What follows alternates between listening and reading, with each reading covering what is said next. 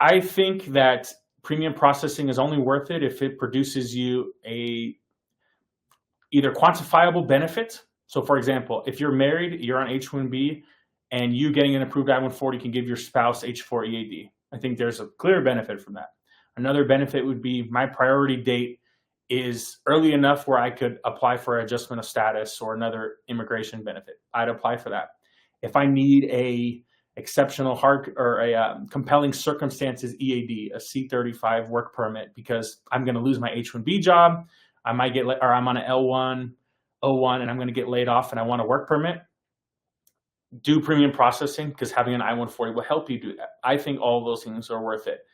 I also think it would be worth it to you if you really value peace of mind, and having knowledge that your application is approved is going to bring you that. I think it's hard to put a dollar figure on that for people. I think it's worth it to do premium processing personally for EB-2 and EB-3 perm cases, because the RFEs there are significantly less frequent than a national interest waiver. So I also work on a lot of NIW cases, and basically as of November 2024, RFEs for NIW cases have skyrocketed.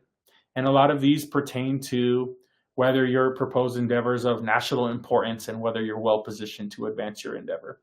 Specifically, these RFEs have been really hitting hard on those with CS or IT backgrounds who've applied for, really STEM applicants in those fields who have applied for NIWs because of these, what's a better word for crappy, a more professional word, really dreadful processing times.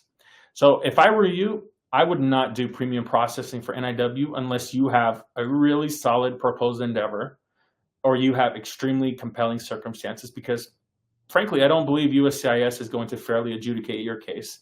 I think they're going to issue an RFE, and then it may be difficult.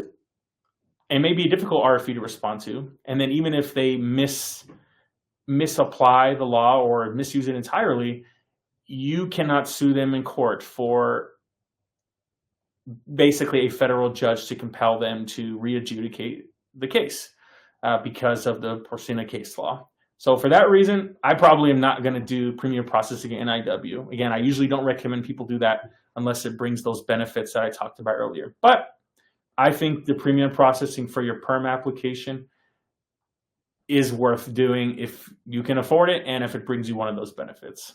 Yeah, sorry, I know it was a long answer.